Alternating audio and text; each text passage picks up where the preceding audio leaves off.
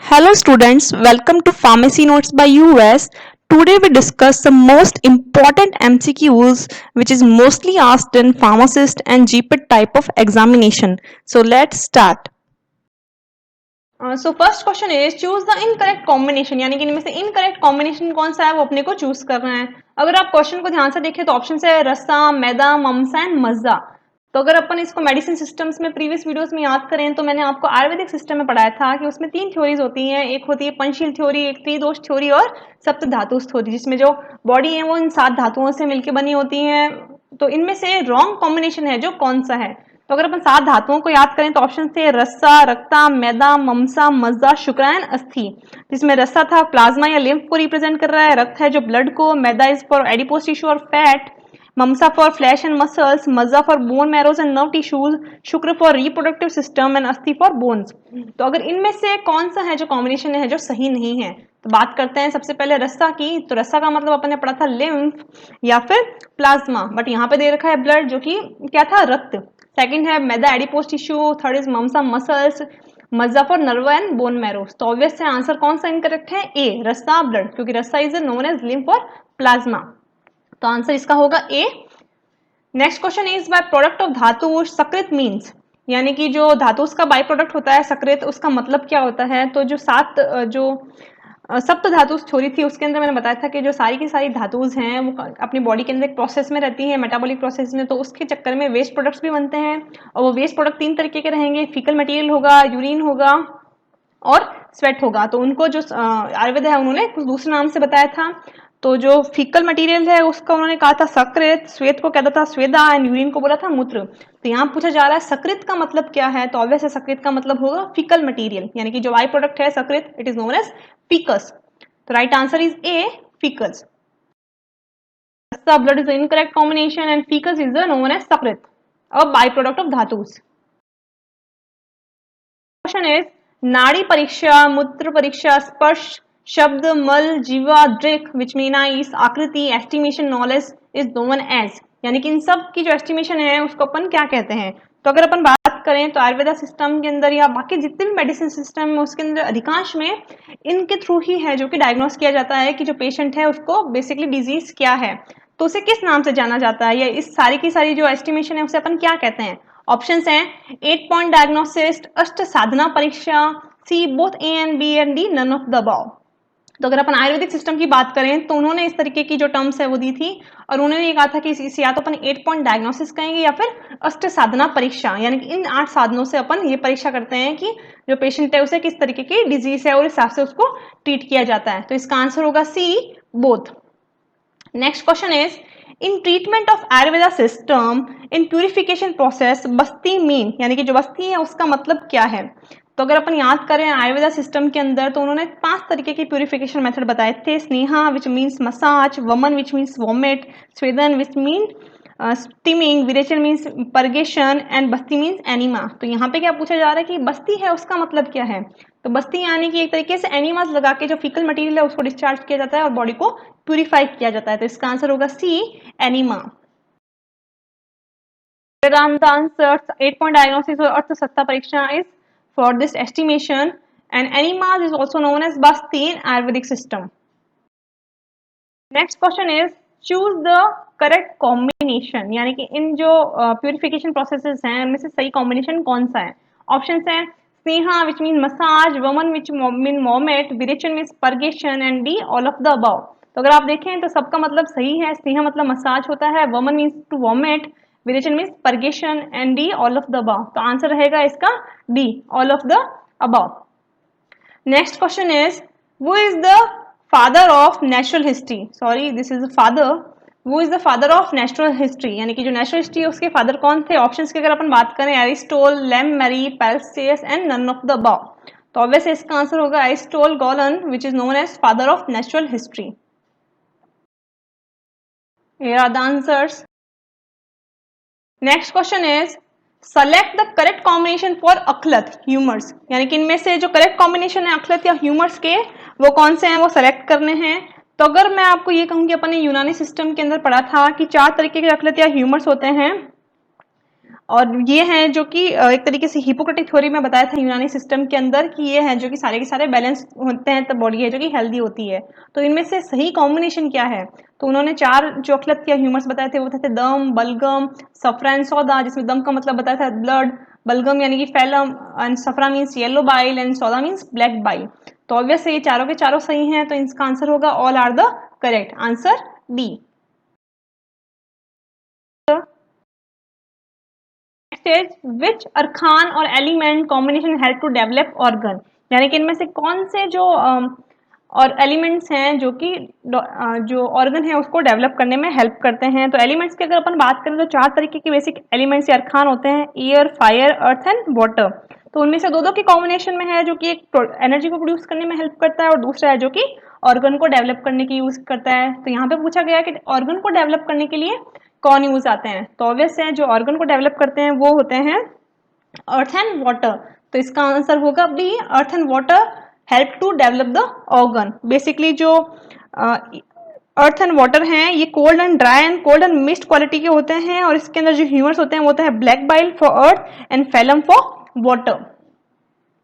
अपन दूसरे क्वेश्चन की बात करें, yellow bile blood with element airs and fire regulate which type of function, यानी कि इन्होंने सब कुछ दे दिया है कि येलो बाइल के बारे में भी इन्होंने बता दिया, लाइक फायर, ब्लड के बारे में इन्होंने बता दिया, एयर, ये दोनों जो रेगुलेट कर रहे हैं फंक्शन को बॉडी के अंदर वो क्या कर रहे हैं? तो अपने दो चीजें पढ़ी हैं, एक तो या तो ऑर्गन को डेवलप करेगा या फिर एनर्जी को प्रोड्यूस करेगा।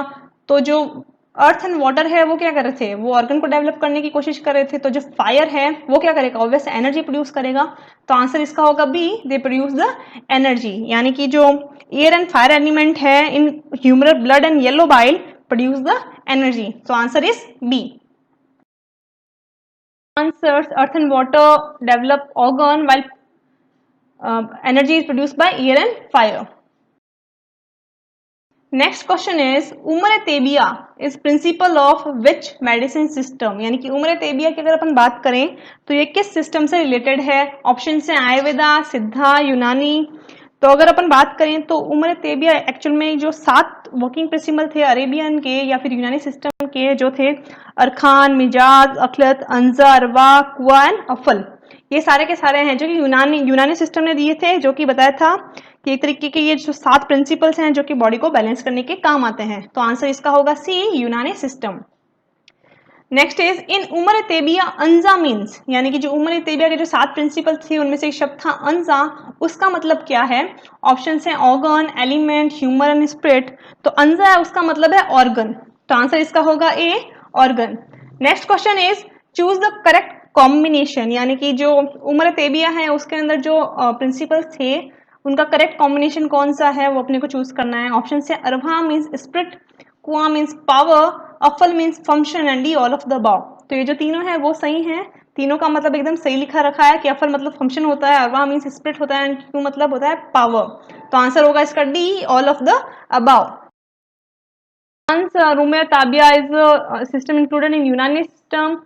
Anza means organ and all are the right.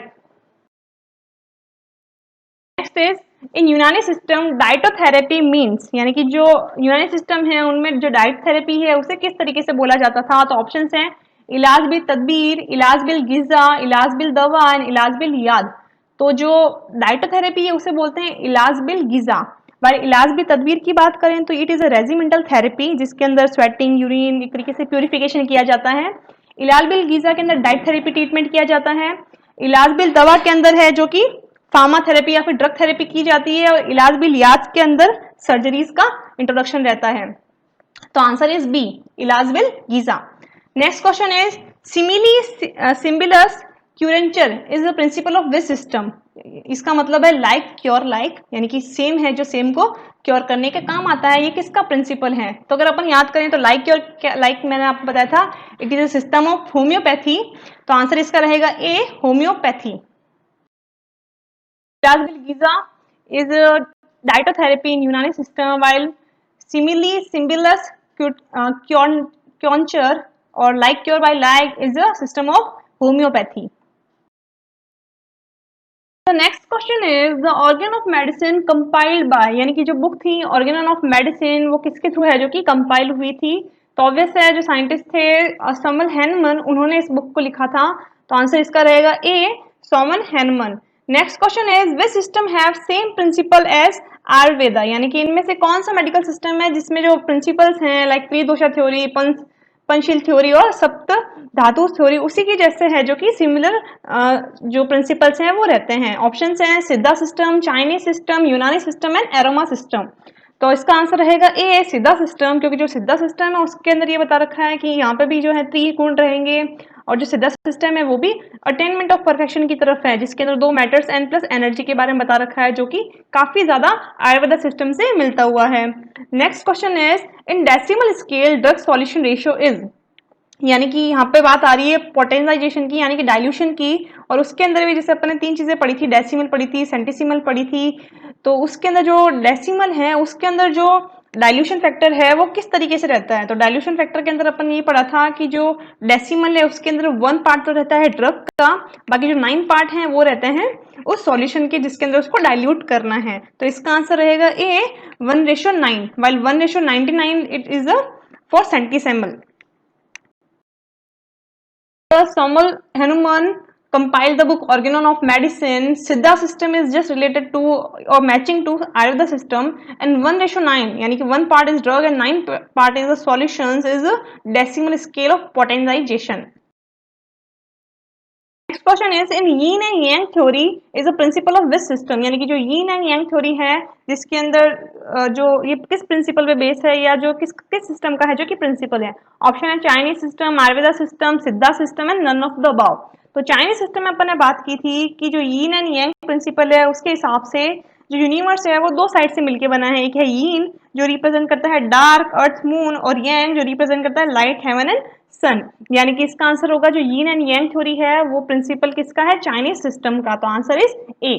Next question is which system is not the part of यीन, यानी कि जो यीन है इसमें से, यानी कि यीन यानी कि एक तरीके से डार्क साइड है उसमें काफी सारे एलिमेंट्स पार्ट्स के बारे में बताया गया था। तो इनमें से कौन सा पार्ट है जो कि यीन नहीं बताता है। तो यीन के बारे में अगर अपन बात करें तो यानी कि ऑब्वियस डार्क पार्ट यानी कि earth moon, feminine, passive, water, inside, cool, moist और stable.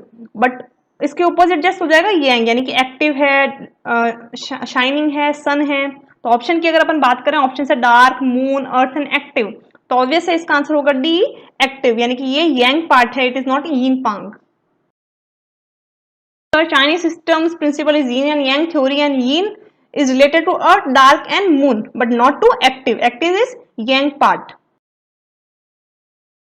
Next question is origin of सिद्धा सिस्टम फ्रॉम विच स्टेट, यानी कि जो सिद्धा सिस्टम है वो कौन से स्टेट से ओरिजिन स्टार्ट हुआ है, या फिर सबसे पहले जो इसकी जो पद्धतिज हैं वो कहाँ से शुरू की गई। ऑप्शन है राजस्थान, गुजरात, तमिलनाडु एंड महाराष्ट्र। तो जो तमिलियंस हैं, तमिलनाडु है, वहां से जो सबसे पहले है जो अटेनमेंट ऑफ परफेक्शन की जो बातें हैं या जो सिद्धा सिस्टम है उसके बारे में जो है कि ओरिजिन स्टार्ट हुआ था। तो इसका आंसर रहेगा बी, तमिलनाडु।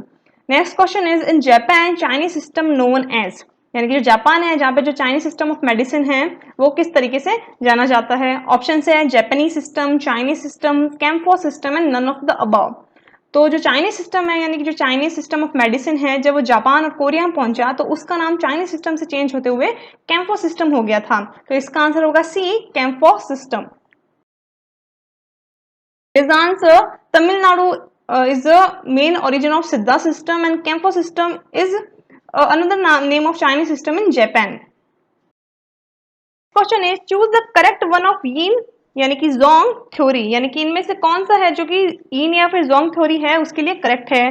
तो अगर अपन बात करें उनके प्रिंसिपल की तो 2 प्रिंसिपल्स थे उनके, एक तो यीन एंड यांग थ्योरी और दूसरा था 5 एलिमेंट थ्योरी, जिसके अंदर ये बताया गया था कि जो 5 तरीके की जो पावर्स होती हैं like fire, earth, metal, water, would, उन सबको अपने बॉडी के पार्ट एक तरीके से रिप्रेजेंट कर रहे हैं, यानी कि अपने बॉडी के जो कुछ ऑर्गन्स हैं वो इन एलिमेंट्स को रिप्रेजेंट करते हैं। जैसे कि हार्ट है उसे अपन फायर के रूप में बता सकते हैं इन यीन, और जब यंग की बात करें तो इंटेस्टाइन है उसे अपन फायर की तरह रिप्रेजेंट करते हैं। बट यहाँ पूछ रहा है कि इन के अंदर इनमें से कौन सा है जो कि करेक्ट है। तो अगर अपन ऑप्शन देखें like fire is heart, earth is spleen, meta is for lungs, यानी कि sorry metal is for lungs and all are the correct. तो ऑब्वियसली इसका आंसर होगा ऑल आर द करेक्ट, यानी कि जो सारे के सारे हैं वो सही हैं। इन थ्योरी में क्या था, जो फायर है वो हार्ट को रिप्रेजेंट कर रहा है, अर्थ है जो स्प्लिन को रिप्रेजेंट कर रहा है, मेटल लंग्स को, वाटर किडनी को, एंड वुड है जो कि लीवर को। तो आंसर इसका रहेगा all are the correct answer. Question is right combination और relation for Fu Yang theory with power, यानी कि जो राइट कॉम्बिनेशन है यांग का पावर्स के साथ, पावर एलिमेंट्स के साथ, वो कौन सा है। ऑप्शंस की बात करें तो intestine means fire, stomach with earth, gall bladder means wood, and colon means metal. Options की बात करें कि ओनली वन सही है, ओनली ए बी सी सही है, बी एंड सी सही है, और all are the above are right, यानी कि ये चारों के चारों हैं जो सही हैं। तो अगर अपन यांग थ्योरी की बात करें विद कॉम्बिनेशन ऑफ पावर्स, तो इंटेस्टाइन फायर को रिप्रेजेंट कर रहा था, स्टमक है जो कि अर्थ को रिप्रेजेंट कर रहा था, colon is for metal, bladder for water, bladder यानी कि यहाँ पे जो यूट्रस ब्लैडर है उसकी बात कर रहे हैं, गॉल ब्लैडर यानी कि वुड, यानी कि जो सारे हैं वो सारे के सारे सही हैं। तो इसका आंसर हो जाएगा yes, all are the above. The answer all of the above are correct. I hope you understand and enjoy the video. Please like, share and subscribe. Thank you.